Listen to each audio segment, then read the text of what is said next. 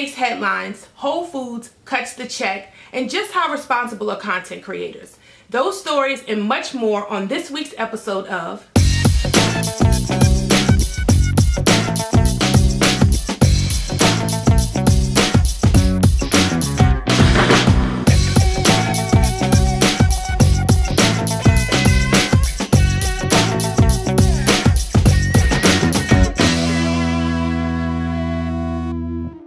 If you guys have not noticed, we have a small change in this week's episode, and it's all up in here. I'm fitting in the frame now, y'all. I'm fitting in the frame, okay? We have a lot of issues trying to work this thing out, but I fit in the frame now. So basically, I told her she had to just big chop because it just handle that. But I told Jana about 2 weeks ago that I was thinking about big chopping for the second time, and I decided to do it. The first time I big chopped, I went to a barbershop. And I felt like this time around, I wanted to keep it a little bit more feminine because even though barbers, if you give them instructions, they're very good on kind of trying to cater to you. But I wanted a woman's touch this time. So I chose Salon Noah. You guys, if you guys follow me, you know that she's pretty much the one who has been handling my hair care needs, Fani, in Salon Noah. And I just decided to go ahead and big chop. It's not something I think I would have taken on myself, even though I know a lot of people have done that. But I just decided to go to a professional. I didn't want to take the chance of disliking it, doing it myself. So that's why I decided to go to a stylist. I also had it colored, and we're going to be working on some different coloring treatments because I do want to do a different color on my hair. But even with my hair being short, and I know a lot of people, I've seen some naturals say, oh, I'll color my hair if it's short because I can just cut it off. I'm still kind of not trying to take that chance. There is a little incident that happened recently on social media where a blogger was sharing how she colored her own hair at home. And some people got wind of it and decided to kind of put her on blast just a little bit. Some professional stylists, or should I say, a professional stylist, kind of jumped on the same social media platform and kind of shared what her feelings were about the situation. She was concerned that this particular blogger was sharing information that she really wasn't knowledgeable about, like she was coloring her hair. It kind of came off a little petty, but I do understand where she's coming from, and I think that as a content creator, you do have some responsibility. While at the end of the day, I feel like the reader, the viewer, ultimately has the responsibility for what they then choose to do with their own body and their own hair after they watch the content. I do think that as content creators, we do have to take some responsibility. So let's talk about a little bit of baby news. It seems like babies are just popping out of everywhere. People just, aren't protecting themselves. Some of y'all just aren't protecting yourselves. So we just want to give a little shout out to some babies that have just recently been born. So first off, we want to congratulate, I guess, Masika and Fetty Wap. Well, maybe we'll congratulate Masika and tell Fetty Wap do better because he didn't really want to have that baby. That was a oops. That was a yeah type of moment. So hopefully he pulls it together. Neyo and his wife Crystal, they welcomed their baby boy. Oh, and Masika, they had a girl. A girl is a punishment to every player. Oh my goodness, is it ever? Having girls is the punishment to every player. So Fetty Wap, she'll hate it for you. Better in life. T.I. and Tiny welcome their baby girl, which I think is between the two of them is kid number 7. So that's kind of cool too, because I think that's kind of like a rainbow baby, because she lost the baby before and it was a girl. Oh, yes. And then they had the 2 boys. So this is kind of, I think, like their rainbow baby. I think they're calling her Lucky number 7 or Lucky 7. Oh, like yeah. That. Yeah.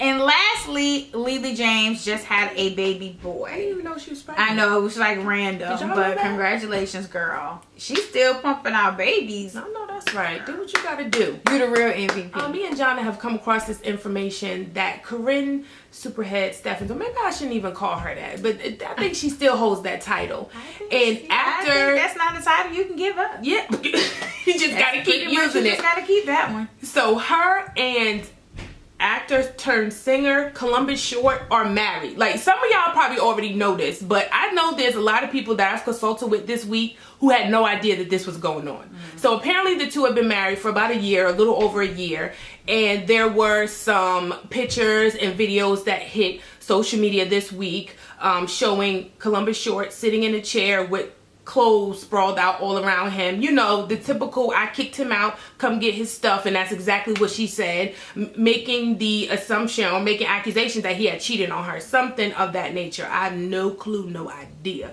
But as we all know, Columbus Short was on the hit show Scandal, and he had some type of scandal going on in his own life with domestic violence, alcohol abuse, drug abuse, and you know, they went ahead and wrote him out of the show. So as of yesterday or sometime or whenever, they trying to get their lives together, okay? She said love covers a multitude of sins, and we just gonna keep on praying for them and wish them all the best. Sort of good news.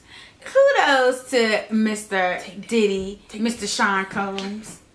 He recently announced that he is opening up a charter school in Harlem, and at the same time, Bad Boy reunion tour is what? Now that what? I might. It's supposed to be like Mary J. It's supposed to be Faith Evans. It's supposed to be like original Bad Boy artists on this tour. Is Kim? Is Kim coming? Yes, okay, it's supposed to be like a. I don't know. Ooh, no. The Lock. This might be one for. This might Black Rob maybe, and then what's the other guy's Flavor name? in Your Ear. Craig Mack. Was he ever signed to Bad Boy? I think so. Flavor in Your Ear was Bad Boy. Well, what about Mario Winans? Is he gonna be there? Or is he doing gospel album? What about Carl Thomas? I think he's gonna be there. Tickets are supposedly going on sale like next week or something like that in April. Sometime in April, tickets are going on sale. The first show is gonna be in Barclay, and Diddy is saying this is gonna be one for the record book. So I don't know. Are you total?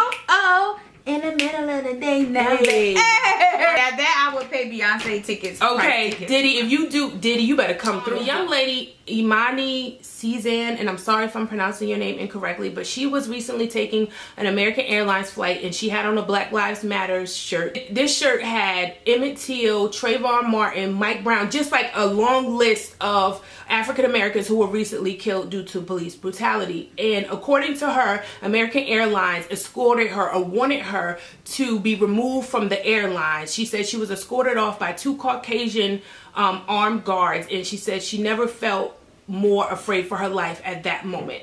American Airlines did release a statement stating that they did ask an irate or I can't remember the exact word that they used, but pretty much a combative passenger. They asked a combative passenger to be removed from the airline because she would not cooperate with what airline officials were telling her to do.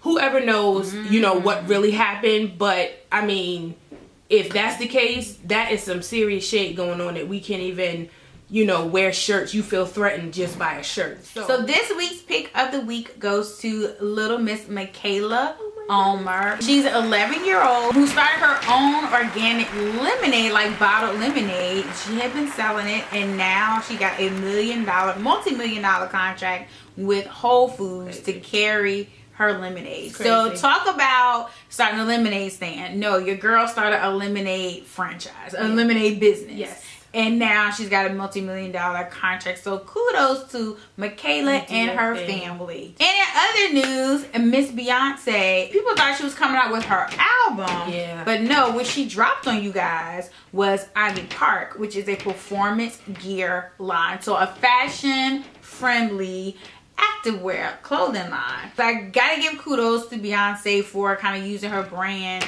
to kind of get into the fitness arena. You know, I think if you're gonna be if it's gonna be trending, like, let that be the trend. So she just not too long ago started her vegan meal services. Yeah, she's partnered with a company with that, and so now she's partnering with the company on this. So I kind of like that she's making, like, being fit and being healthy, kind of like, you know, Beyonce.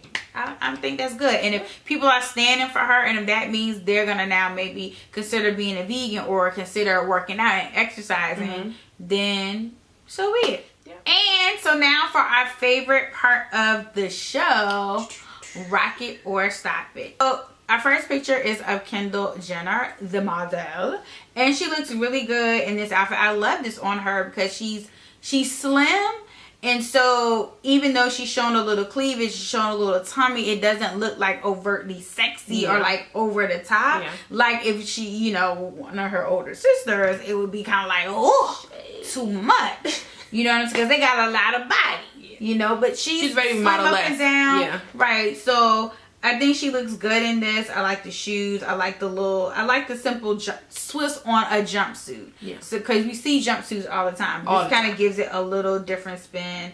And yeah, she looks good. I say Kendall, go Kendall. Kendall's like the one Kardashian Jenner that like I ain't got no problems with. Yeah, she cool with me. She cool with me. Cool. All right, and up next we have Zoe Kravitz. Now, you know her parents, Lisa Bonet and Lenny Kravitz. She was at the premiere of the new Divergent movie. It's kind of like movie premiere appropriate for the movie that, you know, she's going for. She's been in all 3 or 2 or something like that. She's been in more than one. But I think it's kind of appropriate for it. Is it like everyday wear? No, it's a lot going on, but you can't say that her outfit is not breathable. You know, she has a lot of, you know, room to be free in this outfit. Her top knot is like flawless. Yeah, so the red lip, everything, I feel like it's very movie premiere appropriate. So I'm gonna give her a rocket. And Sierra, yeah. The shoes are cute. The shoes are kind of like a take on the Gladiator sandal. So that's cute. Yeah,